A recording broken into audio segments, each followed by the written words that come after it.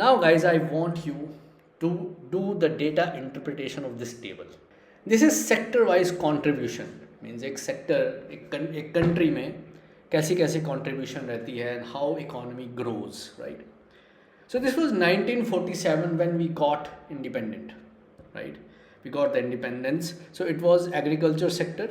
उस time में agriculture sector was contributing 60%, right, in the economy, in the GDP. मतलब 60% GDP में contribution थी. And today, let's take 2020 as today itself. Today it is 16%. Fine, ठीक है, no worries. अभी तक let's discuss. Then comes the industrial or manufacturing sector, guys. It was 18% here, but it was just a minor jump from 18 to 28, 10% increment. Chalo, fine, let's see next sector, that is service sector.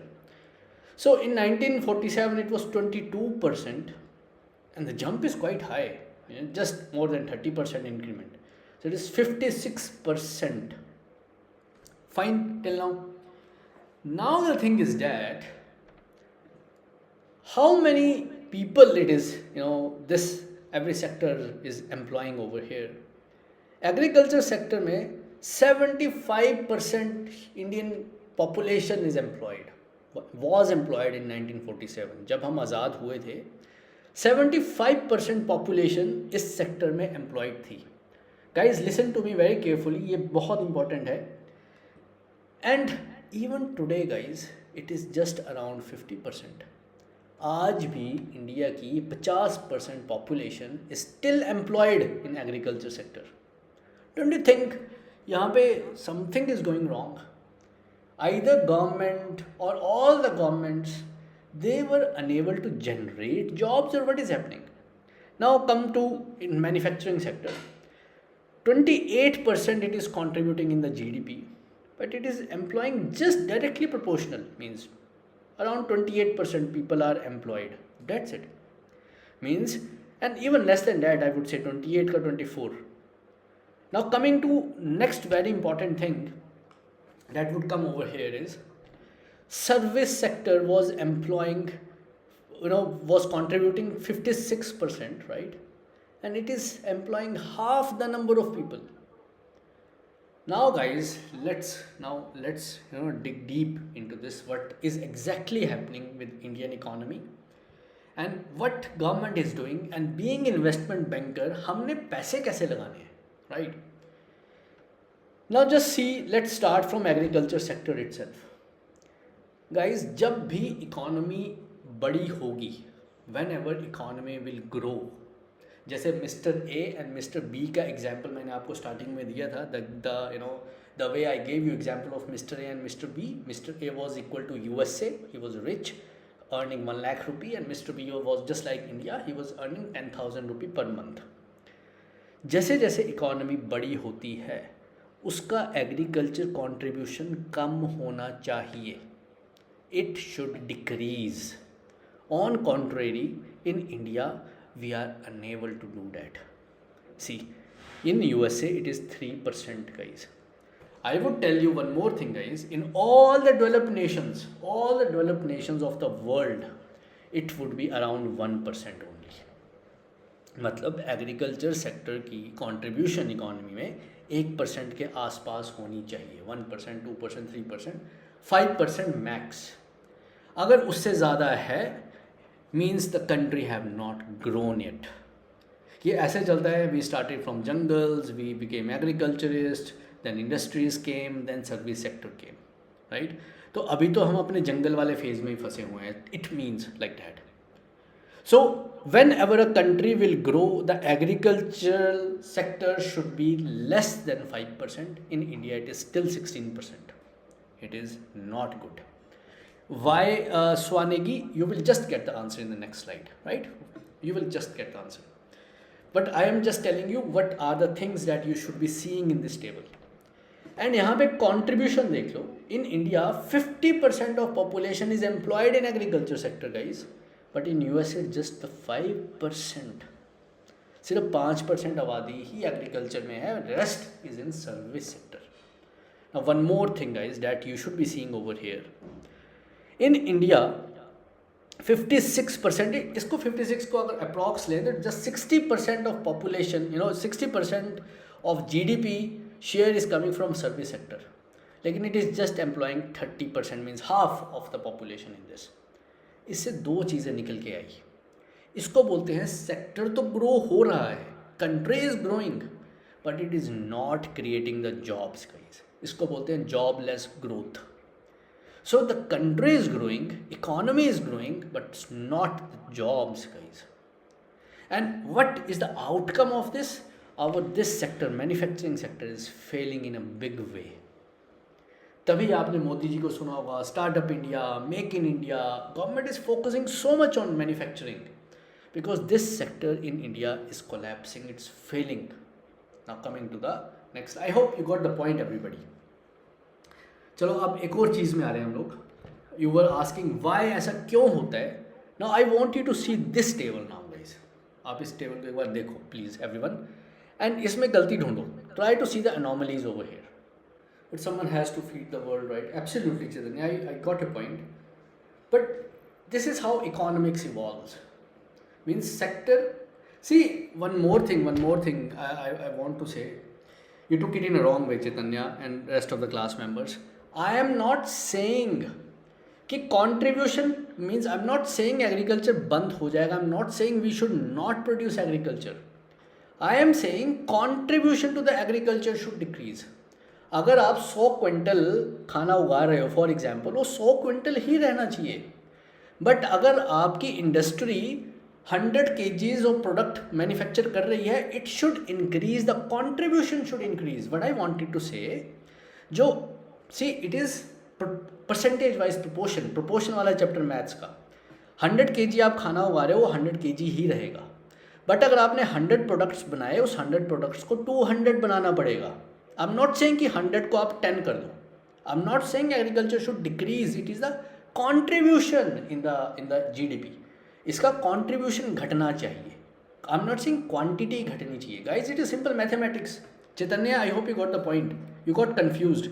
We are producing 100 kg, खाना उतना ही उगाया जाएगा, it is just हमें manufacturing बढ़ानी पड़ेगी as compare to agriculture. अगर हम पहले 18 प्रोडक्ट्स बना रहे थे, उसको हमने 100 प्रोडक्ट्स तक लेके जाना है। अगर आप 60 kg आप उगा रहे हो, अगर उसको आप बढ़ा दो, आप 70 kg ले जाओ, बट इसको घटाना नहीं है। You are getting confuse in the numbers guys. Got the point everybody? Chaitanya, I hope you got the answer. See guys, you really need to understand this thing. This is very important. You have got confused in few things. Let me reiterate things. जब भी economy बड़ी होती है, let me show you in this way. All the economies in the world, they started from agriculture. जो आज India में हो रहा है, that happened in Europe 200 years back. Europeans भी पहले एग्रीकल्चर सेक्टर्स में ही इन्वॉल्व थे। Then slowly and steadily from this sector they earn, surplus is generated, means surplus food is generated, right? फिर खाने की टेंशन खत्म। Then they moved towards manufacturing sector guys. From manufacturing the evolution of the country takes place, then they move into service sector. Her economy को ऐसे ही रास्ते से चलना पड़ता है, right? Now before I proceed further, let me give you a story. जब हमारे ऊपर ब्रिटिशर्स ने रूल किया था, जब हम बोलते हैं कि हमें अंग्रेज़ों ने रूल किया, how the things worked out guys, it was not a rule first of all. हाँ, they did many bad things to Indians, but being a finance student you should think how it worked. Europe ने agriculture से ही start किया, America, Europe, all this countries they started from agriculture only. पहले उनका contribution GDP में agriculture से ही आता था। Then industrial revolution took place. Industrial revolution होती है, बहुत बड़े लेवल में मशीनरीज बनी, they needed raw material guys. जैसे आज कंपनीज को रॉ मटेरियल चाहिए, उस टाइम भी चाहिए था, and it was big revolution that took place. उस रेवोल्यूशन के बाद when they needed raw materials, they went out into the world to find raw materials. तो उन्होंने इंडिया में नहीं रूल किया, उन्होंने पूरे वर्ल्ड में रूल किया to just get the raw material for their industries. So it was the capitalism, the thought. वो इससे नहीं आए थे कि इंडिया में रूल करेंगे, वो इस थॉट से आए थे, दे needed raw material And once they got the raw material, that industrial revolution polluted the world. तब बहुत pollution निकला, but they earned a lot of money out of that. Once the pollution वाला part and the पैसे वाला part was done, they became very rich. तो उन्होंने ये जो प्रोडक्शन है ये छोटी कंट्रीज़ में भेज दी, लाइक भूटान, लाइक बांग्लादेश, पाकिस्तान में तो अब ख़त्म हो गई, Vietnam, I would say India. उनका एनवायरनमेंट साफ रहे, हमारा गंदा हो जाए चलेगा. And they themselves moved towards service sector. तो कभी भी इकोनॉमी बड़ी होती है, this is how it grows and how it evolves. But in India even I would say maybe because of bad decisions, maybe because of destiny, fate, whatsoever you take, manufacturing sector got skipped. पिछले 60 साल में हमारा manufacturing sector आ ही नहीं पाया. China भी start यहीं से किया. China also started from here. They focused on manufacturing sector, that sector grew. अब वो धीरे धीरे सर्विस सेक्टर में जा रहे हैं. Now let's come back to the story again. Now coming to why I told you guys this thing. This is a big thing that is happening in India and worldwide. आप mister Raghuram राजन की अगर आप post देखोगे, वो चिल्ला के थक गए हैं. I will give you homework as well. So but mister Raghuram Rajan is saying कि इंडिया को अब मैन्युफैक्चरिंग सेक्टर में छोड़ देना चाहिए. They should not focus on that. Now let's see. USA का एग्रीकल्चर सेक्टर है 1%, जापान का 1%, यूरोप का 1%. अब मैं let me repeat myself again. Chaitanya, I hope you are here and the class में, rest of the class. Let me tell you one more thing. It is not कि हमने agriculture घटा दिया है. हम 100 किलो खाना पहले उगाते थे, आज भी 100 किलो ही उगा रहे हैं. विद एग्रीकल्चर के कंपैरिजन में हमें अपनी इंडस्ट्री बढ़ानी पड़ेगी. 100 किलो खाना तो है, बट हमारी इंडस्ट्री सिर्फ 10 किलो ही बना पा रही है. हमें 100 किलो के अगेंस्ट 1000 किलो इंडस्ट्री को ऊपर लेके जाना है. Means industrial production output should be 10,000 1000 kgs like that. So that ये तो उतना ही रहेगा. इसका कंपैरिजन में, एग्रीकल्चर के कंपैरिजन में industry should grow. I hope you got this mathematical thing. आप ये मत समझना कि इन्होंने एग्रीकल्चर बंद कर दिया है. नाउ अब देखो, जितने भी डेवलप्ड नेशंस हैं guys, their agriculture sector contribution to the GDP is just 1% और 5%. सबका ऐसे ही होता है. But in India and in Africa it is still 17%. आप गूगल करके देखना, अफ्रीकन, मैक्सिमम अफ्रीकन कंट्रीज़ में it will be around 17, 20, 25, sometimes 30% as well. So this is how हमारा एग्रीकल्चर सेक्टर तो वैसे का वैसे ही रहा, लेकिन इंडस्ट्री ग्रो नहीं कर पाई. Then coming to industrial sector, it is around 19%, 20%, 20%. It's fine. इन्होंने ये अपना सेक्टर खुद ही डिक्रीज़ कर दिया. They decrease this sector by themselves because इन्होंने अपनी मैन्युफैक्चरिंग छोटे कंट्रीज़ में डाल दी. Why? Because they don't want to live in polluted environment. हम रह लेंगे दिल्ली में, हम रह लेंगे बेंगलोर में, हम रह लेंगे हैदराबाद में, बट दे डोंट वांट. अब यहाँ पे चाइना का it's 40% guys. One more thing I would like to tell you. Industry सिर्फ यही एक ऐसी इंडस्ट्री है, manufacturing, which creates maximum number of jobs. अगर आपको मशीन ऑपरेटर बनना, you don't need to have any study, any degree और something. You just need to have some practical skill and good to go. Same goes with any kind of manufacturing thing. आपने कुछ छोटा मोटी चीज़ बनानी है घर में, अचार बनाना है something, you don't need to speak in English, बस आपको बनाना आना चाहिए. But on contrary guys, if you want to work in service sector, you need to be a CFA, you need to be a CA, you need to be a BTech, you need to have good English speaking skills, you need to have good communication skills, you need to have good knowledge. Blue collar jobs and guys, these are blue collar, white collar. So service sector means it can't employ all the people guys. I hope you're getting the point. So that is why India is unable to generate the jobs.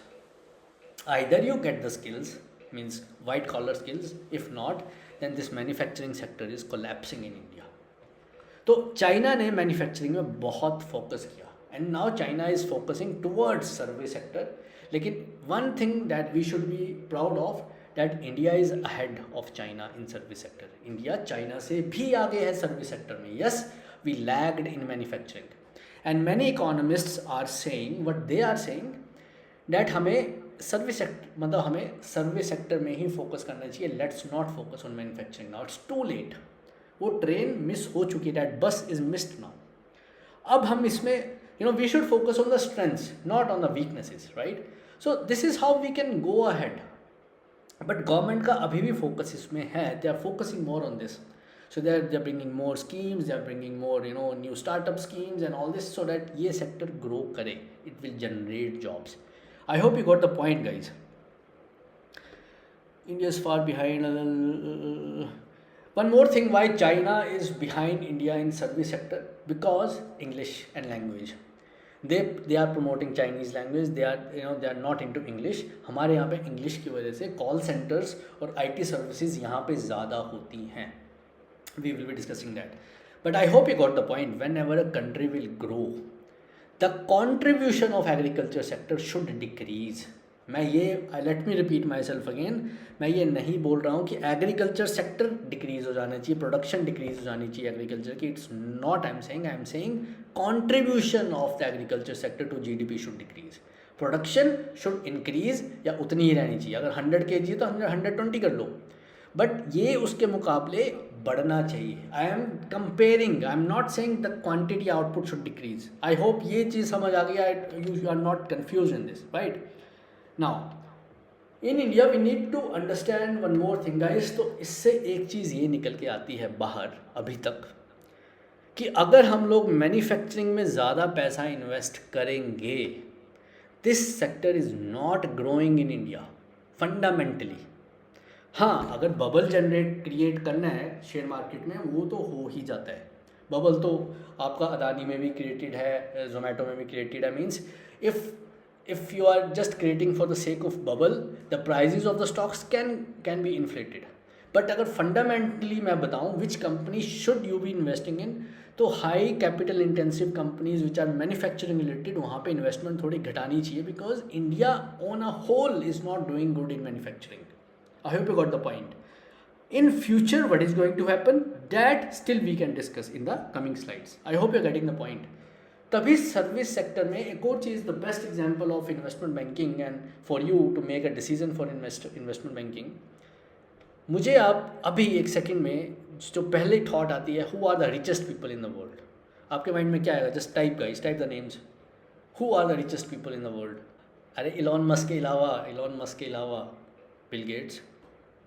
Okay, many of the names many of the names are related to service sector only, whether it is worldwide or in India, because this sector is growing.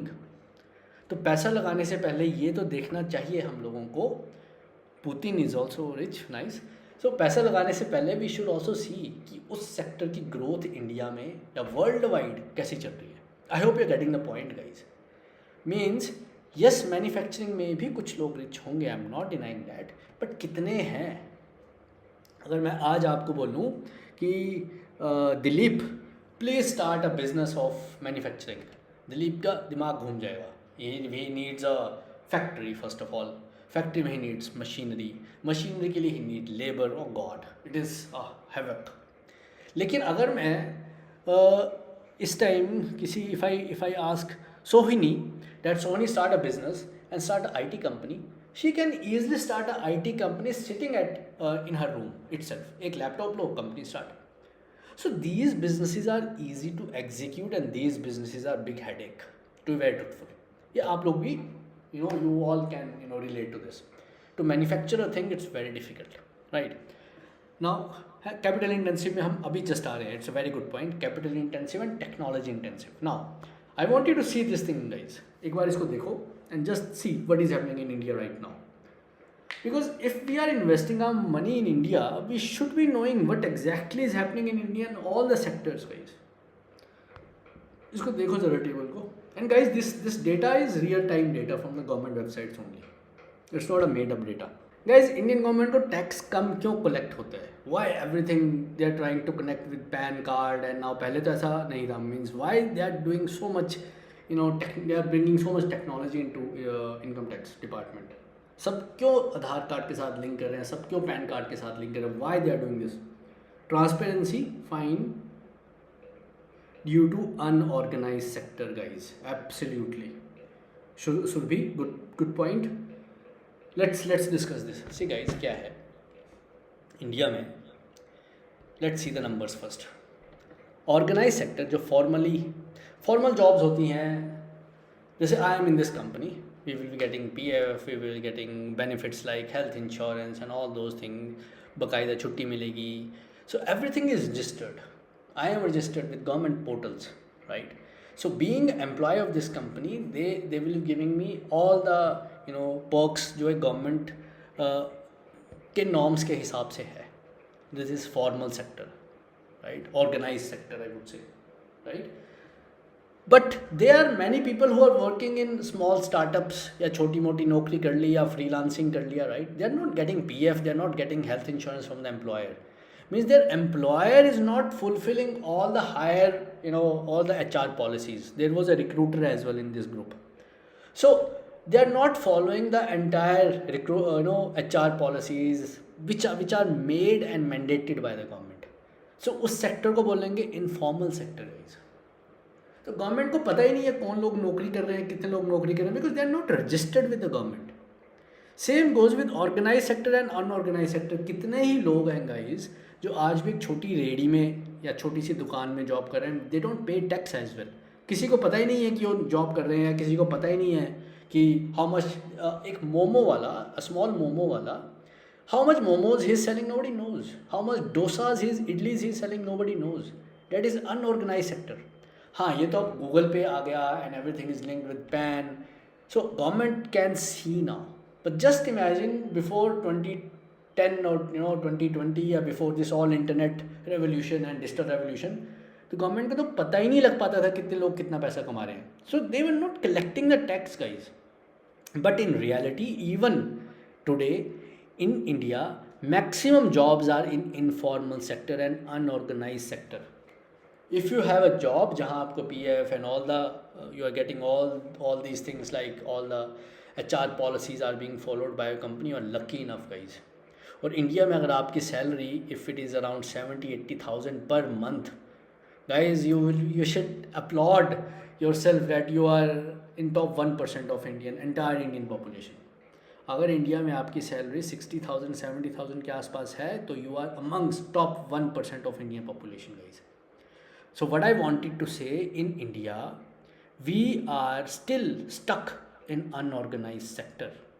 That's why government is trying a lot to digitize everything, to connect everything with PAN card and all this, and internet banking, Google Pay and all this. अब इससे हमारा investment banking से क्या relation है guys? In investment banking you will be doing consultation, right? Now अब हमारी जो top startups हैं वो स्टार्टअप किसको फोकस कर रहे हैं? इन लोगों को? I don't think so. अब स्टार्टअप्स ने क्या करना शुरू कर दिया है, they are focusing on these people only. जो बड़े बड़े स्टार्टअप है कहाँ हैं? Bangalore, Hyderabad, Delhi and all the high end locations of India. So they are targeting these 8% of the entire population. Movies के टिकट्स के रेट बढ़ा दिए हैं because they are giving best experiences to these 8%. अब गाँव में थोड़ी ना कोई स्टार्टअप स्टार्ट करोगे. So these numbers are very important when you are starting a business or when you are investing in a business.